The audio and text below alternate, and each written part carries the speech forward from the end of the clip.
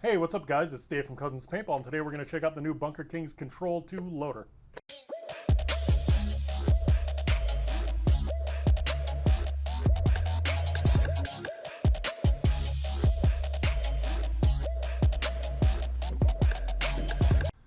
Thanks for sticking around. If you like what we're doing, hit the subscribe button. I know it's super corny, but hit the subscribe button, the like button, ask questions if you have questions. Anyway, on to the content. This is the new Bunkerkings CTRL2 loader. They've done a lot of great stuff with it. We're going to go through it and check it out. One of the biggest things they've started with was they beefed up the bottom shell so it's a lot stiffer. So one of the challenges with the original control was the lid would come unlatched, it would fly off, and bad things would happen. People solved this problem by putting like a Livestrong bracelet or something over the top of the loader, but that's obviously not the way they want to do it. So they've stiffened that up, made that latch significantly better. They moved the power button from the bottom, which was kind of wonky, to the back, which is everybody's used to. Another thing they did is they got rid of that crazy angle training light, Night Rider light thing on it that was on the older loader. I don't think anybody used it. It was a neat idea. I don't think anybody ever used it after they did the prototyping on it. Bunch of other cool stuff they've done to it.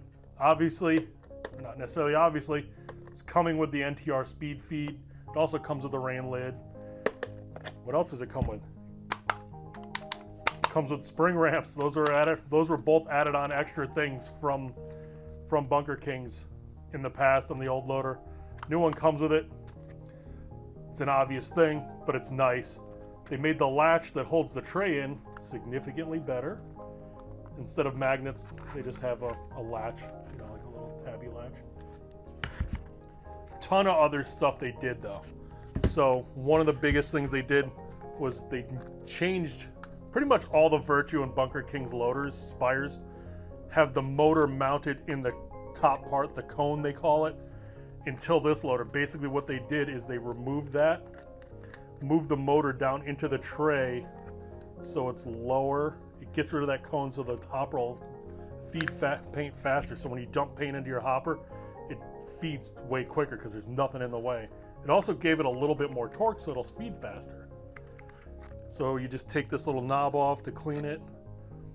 You'll take the drive cone off. They're also coming with they're coming out with soon little rubber fingers to make these stiffer. These are like the medium strength ones. They're going to make softer ones. So if you want it to be softer on your paint, they're also making harder ones. So if you want that loader to feed even faster. So that's the motor. They've got it geared. Motor is down in the bottom of the tray now. Makes it way lower profile in there. Paint should feed into the hopper faster, and it gives a little bit more torque because they change the gears.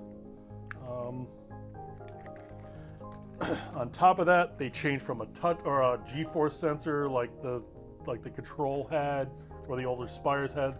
They went to an optical sensor. They also put like this little, I don't know what they call it, but it's essentially a clear plastic ring that goes over those eyes, so it's way easier to clean that. The story is working really well for those guys. It is potentially a thing that you're going to need to have a spare of if you're unlucky like me. It just clips into place in there. It looks great. I'm pretty excited about it. It's a fantastic loader. It's retails $225 out of the box for the standard black ones and standard solid color ones. They're making them in a bunch of different colors pretty soon to the market. It's a little bit more expensive than the current control's on sale, so it's $160. The speed feed and spring ramps alone are $60. So the price is there. It's a solid price. It's $225. It's less than the Spire 5. About the same price as a Die R2. I think it's a great price for a great loader. Let's go out back and shoot it and see how it looks out.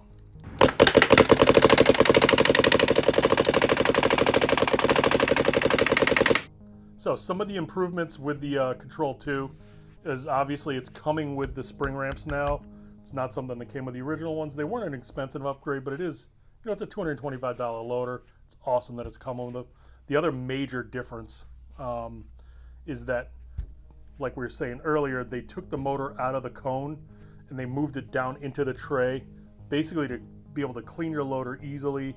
You just unscrew this thing that says, it's got the BK logo and it says Titan. It's reverse threaded. It's good that they labeled it.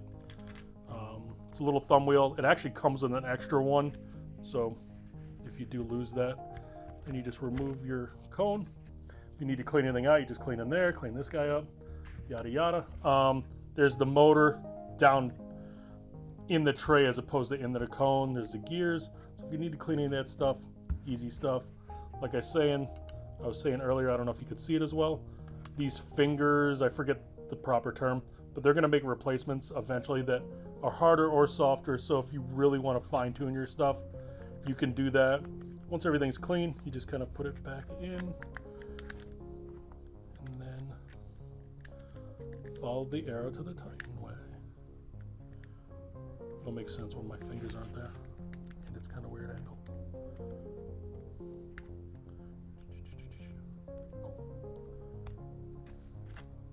Just tighten that guy up. Another big change, massive change from technology-wise, is they went to an optical sensor on this guy as opposed to a G-force sensor. So it's just got a set of eyes down here that works really, really well in almost every condition. So they went to that design. They've also put this little polycarbonate protector over the eyes that's replaceable, cleanable, all that stuff to protect the eyes from getting dirty. That just clicks into place. That's one thing you want to pay attention to with when you are cleaning that guy. So those are the huge, big changes they've done to it internally. We're going to check out the other stuff on the outside in a second. Great. So like we were saying earlier, they changed the power button location. It used to be on the bottom down here. Now there's just a button in the back. Functionally, it's not too much different, but it's probably a lot easier for most people that are just used to that power button being there. They also, like we said, beefed up the lower shell. They didn't really change the latch too much, but they did beef up the lower shell, so that latch is going to hold in place a lot better. Another thing that's huge, comes with the NTR speed feed as well as the rain lid comes with it.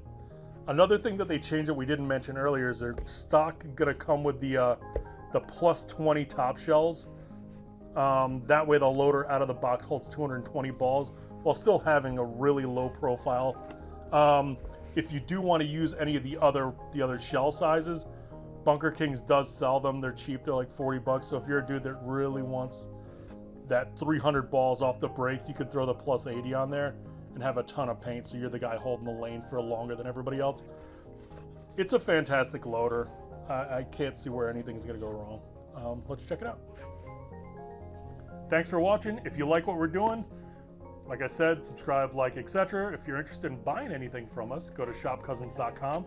We have 5 great paintball fields. If you want to play paintball, go to cousinspaintball.com, and we'll see you in the future. Thank you.